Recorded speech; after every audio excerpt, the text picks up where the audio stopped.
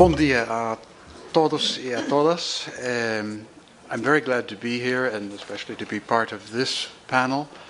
And I'd like to thank the organizers for inviting me, and in particular to you, Monica, for making this possible. I'm going to, in a sense, continue the sketching of a bit of background to the official aid system.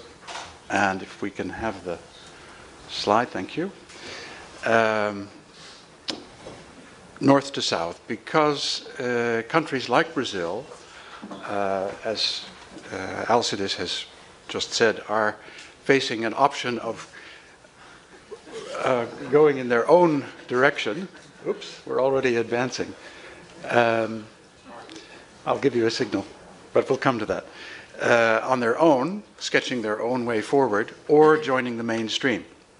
So I'm going to emphasize some of the possibilities, but also the risks of the mainstream approach, and concentrating perhaps a bit more in depth on the history.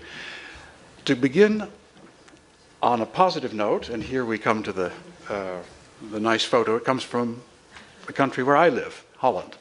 This is 1951.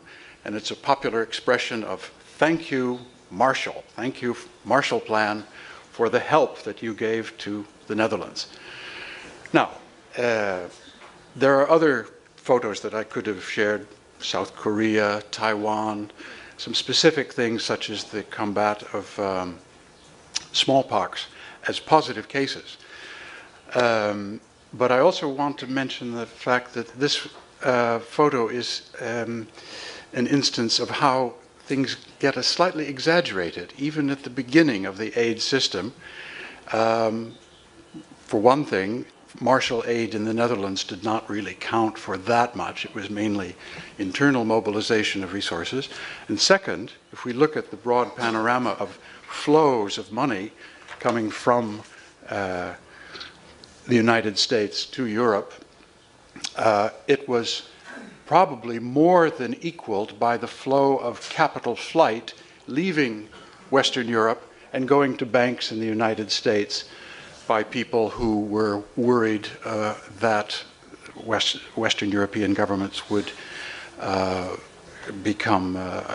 would fall under socialist or even communist influence. So let's move on to the next slide and just review a couple of the conventional views of mainstream aid. First, that aid is a good thing, it's altruism, it even represents redistribution, that it is the rich who aid the poor, that countries are told that if they follow the mainstream aid formulas, things will work out fine, they will grow faster and they will have better governance, that aid is relevant, that it is the way to reduce poverty. And finally, and not least for aid agencies, that empowering them is crucial to make a difference. It's not, I'm saying that every one of these things is a lie or is totally out of impossible, but that these are examples of exaggerated expectations, if not gross misunderstandings. The next slide, please.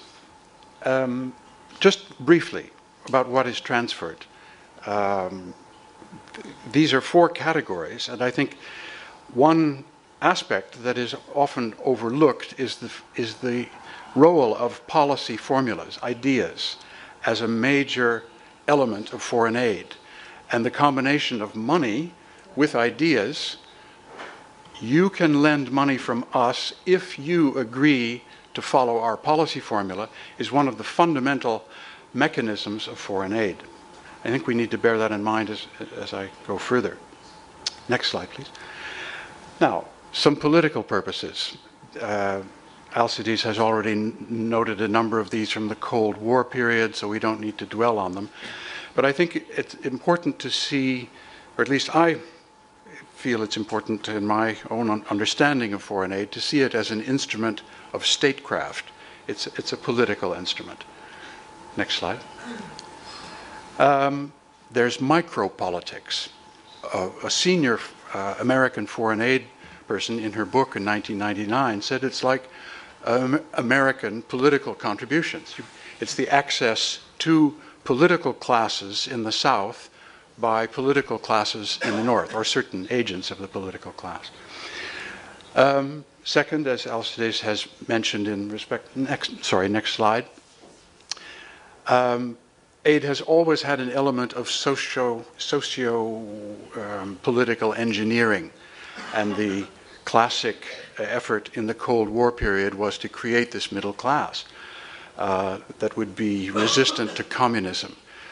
I think that's well known, but perhaps underplayed often as the idea of that we can engineer other people's societies continues to be very much alive in the thinking of mainstream aid practitioners.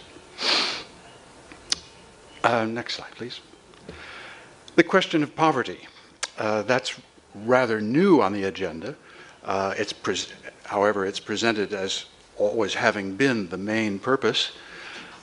Is it? Let's review some figures. Next slide, please. This is the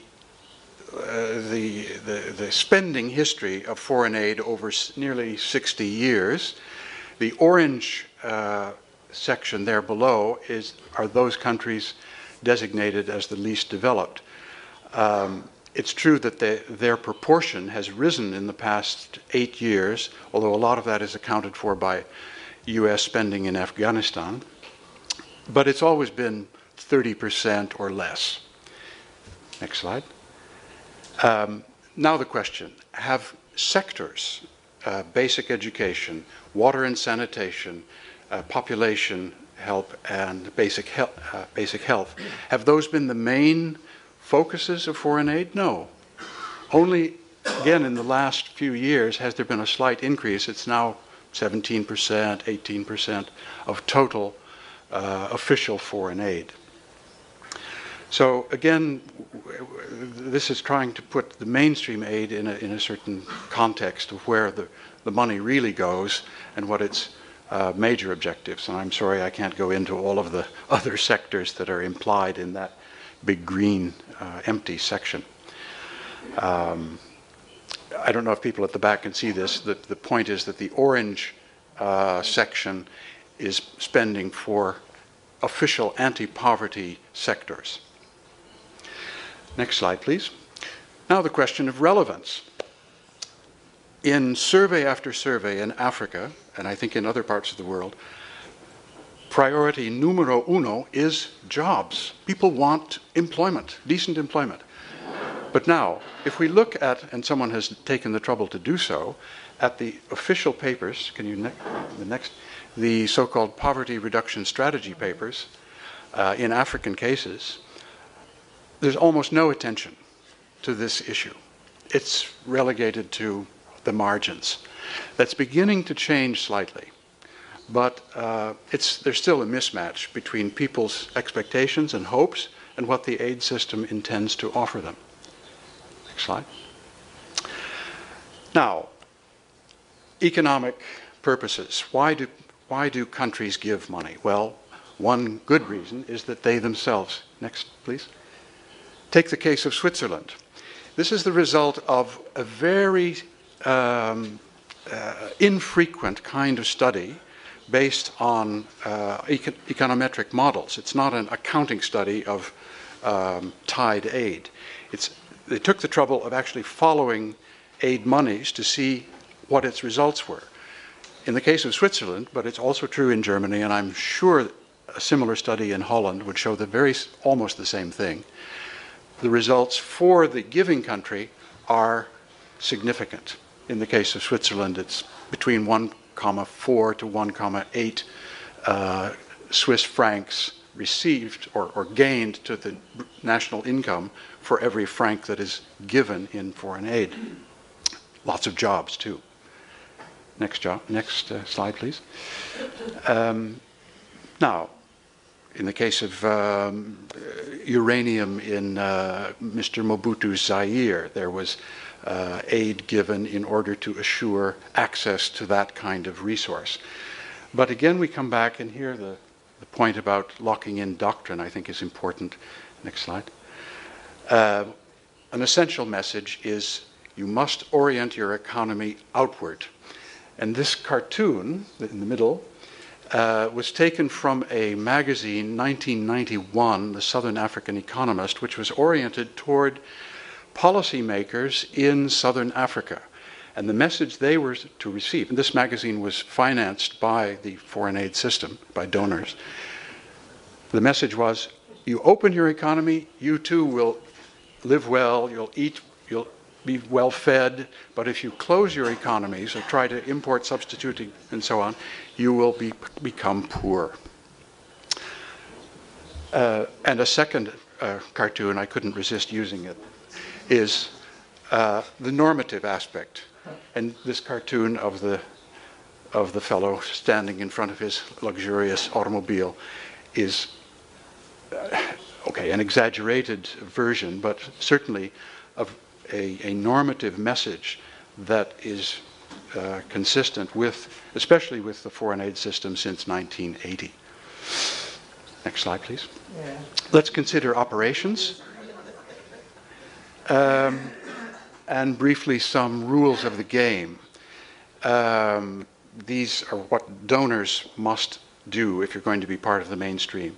First, you must assume that the targeted lands are not entitled to aid. They have no right to foreign aid. In fact, you can be boycotted. Cambodia, from 1980 to 1991, completely shut out of the foreign aid system, one of the poorest countries in Southeast Asia, if not the poorest. Completely shut off. It was boycotted. Donors ask the questions and propose the answers in many cases. Some slight change in that, but it remains one of the rules of the game. Foreign aid is not to compete with private corporate interests. Investment in productive activities is discouraged. Although there I think we might be seeing a change, and I'd be interested in what others of you have to say about that, especially investment in agriculture. But especially if you're going to be part of mainstream aid, you must not defect from doctrine. Although if you tie your aid, the United States is one, Holland also, you won't be punished if you do that, even though that's part of doctrine, not to tie your aid as much as possible. Next slide, please. Aid chains. There's many stories that can be told on the basis of this model. The basic idea is that resources flow down and information flows up. One other comment I'd like to make is that when we're talking about political coalitions that support and promote foreign aid, it's in this intermediary group. That's where you have the lobbies and those who are promoting foreign aid. We can come back to this model if you like. Next slide, please. Let's review briefly some economic effects. That was my time. You're fine, you have 10 minutes. Good. Then I'm on schedule. I don't think I need to remind you of results of studies showing what happens to you if you join an IMF program. You are all, no, guaranteed is too strong a word, but there is a high risk that you will grow more slowly. And various studies, such as this one, this was an early one by Przeworski and Freeland, demonstrate that quite convincingly. Next slide, please. In 1990, the then head of the IMF said, we want quality growth, growth that is shared. 10 years later, the economist William Easterly, some known to many of you, I think, who is, by the way, one of the Hayekians in the aid world, he reached the conclusion, along with many others, that there is actually, you can't speak of quality results in economic growth. It's not widely shared. I think this is well known to most of you. There are exceptions. I want to be clear here that I'm not painting all countries at all times with this brush of it's not working anywhere. There are exceptions. But if we look at the bell curve of results, this is, broadly speaking, the general result. So let's look at Africa over the 20-year period in which the IMF and the World Bank were really steering most donor decisions within the mainstream aid world. Well, the results were not good, and this is one presentation of that using World Bank figures. These figures are disputed. Mostly they're seen as too optimistic. It's true that those figures show a decline in poverty to 2005, but now with rising food prices, who knows? It's probably back up to 55, 60%, whatever the figure may be. Next slide, please. I think to make a provisional conclusion here, the aid system in its many waves of new ideas and new approaches and new formulas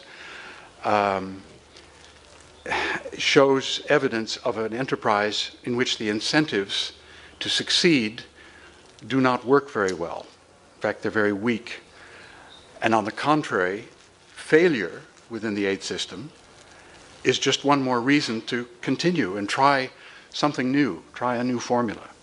Now that sounds a bit cynical, but it's interesting that for me that William Easterly proposes, and I agree with him, that the aid system might do well by assigning particular responsibility for failure to persons or to working units who have the power to steer major decisions in faraway countries and say, you are juridically responsible if it works or if it doesn't. And that might change the balance of thinking and forces. It's an idea that I don't think we're going to see in the near term, but it's one that's being put out there. Next slide, please. I hope, by the way, that my delivery is not too rapid or too... Is it working? Okay. Some political effects. Alcides has already noted a number of these. Let me just mention a few. And these we might call successes of foreign aid. In the case of Brazil, there's this wonderful book about the revolution that never was, and it recounts the way in which aid was used to, well, suppress or to buy off an insurrection. Let's recall, and here's the second point, that political figures in the South are also quite adept at using foreign aid for their own purposes. Siad Barre, the dictator, who was at one time one of the great people in the aid world. Yes, he's a person we can do business with. Well, he used the aid system to, in a very coercive and horrible way, to extract resources on the backs of poor people. Finally, this last quotation was extracted from Jeffrey Sachs, who, as you know, is one of the architects of shock therapy in the ex-Soviet Union. BBC Hard Talk said, what about this shock therapy? A lot of shock, not much therapy. And he said, well, you know, Washington looked at this as a way of finishing off the Cold War. It was a way of ending the Soviet system. So I think this is an indication that aid can also be used. And aid, of course, was not the only factor at work, let's be fair, to finish a political agenda.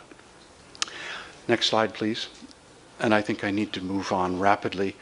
Again, I'm making some generalizations here about what has happened to the quality of governance of states in aid-dependent places, certainly in Africa, but perhaps those of you on the panel can, or in the audience, can also talk about countries like Nicaragua or so on. What has changed in the political dynamics is the strengthening of central banks and finance ministries. A number of people write about that, Saskia Sassen and Mr. Stiglitz. Next slide, please.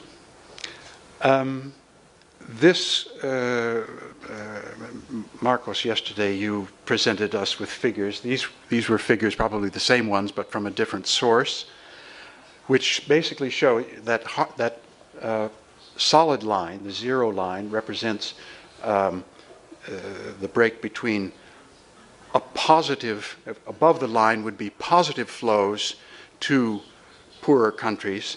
Below the line is negative flows from poorer countries. This is taken from a the UN's annual state of, it's from DESA, the Department of Economic and Social Affairs. Thank you. What it's saying is what Marcos was telling us yesterday, that the net flows, when you add in all of the aid going to and all of the funds coming out, the net flow is negative. So it's we in the north who are being aided by them in the south, in a manner of speaking. Next slide, please.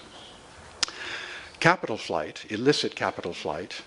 This cartoon from a newspaper in Nairobi is one person's vision of that, where you have the multinational corporation boss with his cigar, and the drug dealer, and the tax haven expert, and the dictator flying off with the capital. But this is now a serious problem, and while I can't vouch for I wouldn't hold my hand in the fire about the accuracy of these figures, it is, in an order of magnitude, I think, an accurate reflection of illicit flows. A new group in Washington, D.C., Global Financial Integrity, has made these. It's not quite south to north, it's more like south to secrecy jurisdictions, which are scattered all over, including the south, but they're mainly London and Holland. Next slide, please. That led the academic group in London, the Royal African Society, to reach a conclusion that to put into its main message to leaders gathered at Tony Blair's large conference in 2005 in London, that we have to stop just thinking about all the nice things we can do for Africa, but also think about stopping the arms flows, the capital flight, the drug question, and so on. This was a message that at that time was not getting much attention. It's now beginning to get more attention. Next slide, please.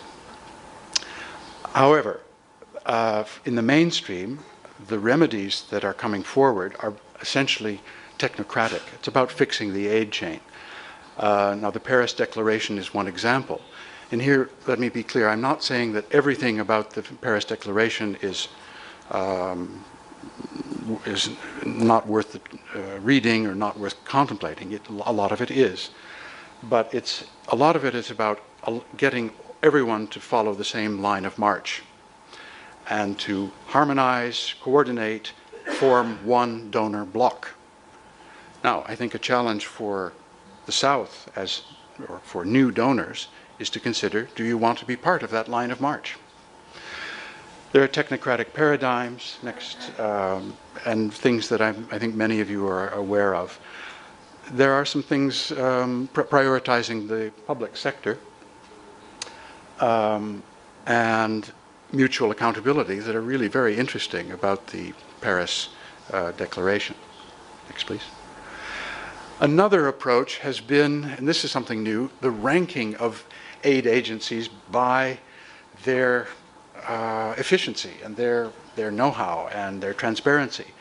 Again, not a bad thing, but not, I think, the answer, because, and the last point on this slide is my conclusion, these rankings of aid agencies, and there are now 4 or 5 of them, say actually nothing about results.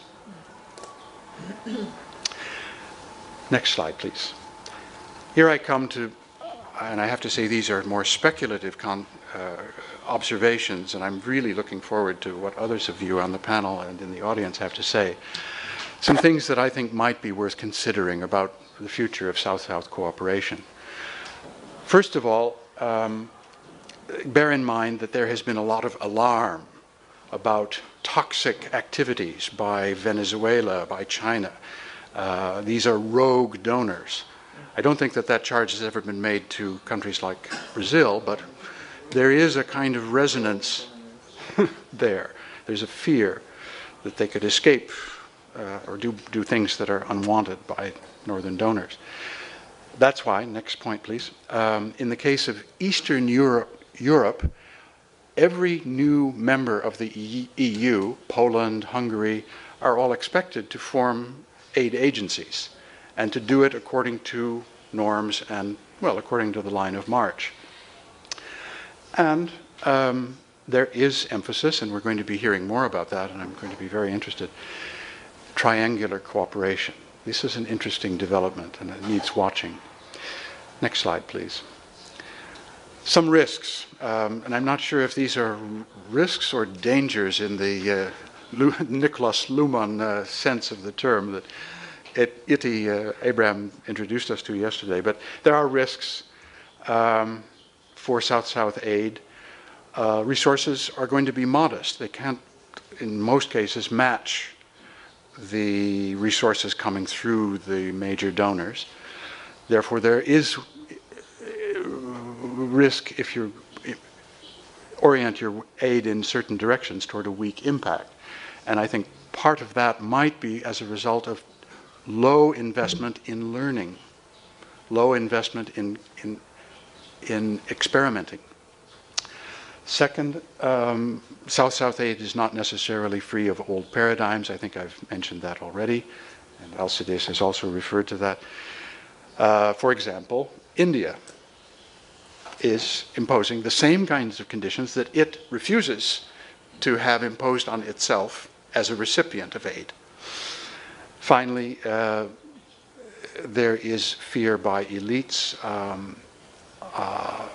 in their mutual support, in this idea of mutual peer review, South-South, that strong civil societies are not so welcome. And in fact, there's now new evidence that I could be corrected on this, that the Paris Declaration is being referred to as an excuse by governments to close off the civil space, because there are certain parts of the Paris Declaration that say you must not let your aid flow outside of government channels. And some civil society people are worried about this element of the Paris Declaration. I'm not into that subject, so I can't speak about it in depth, but it's a risk. Some positive potentials. I think there are a number of them, and here's my own short list: legitimacy, mutual comprehension, things that I think are well known and can be developed more. I came across a recent study that suggests that where a country, and this is the last point on this slide, where countries face more donors, the flow of aid becomes stabilized. And so an old problem of foreign aid, of big ups and downs, sometimes you get it, sometimes you don't, are mitigated where there are more donors. It's an interesting finding and might be relevant to South-South cooperation. I think new donors might aspire to these aspects of, well, paying attention to contexts, learning from contexts, and making ideas and knowledge and alternative policy formulas at the center of their work. I must conclude, and I'm going to do that. And to see aid as a research and development activity and not as so much as an investment per se.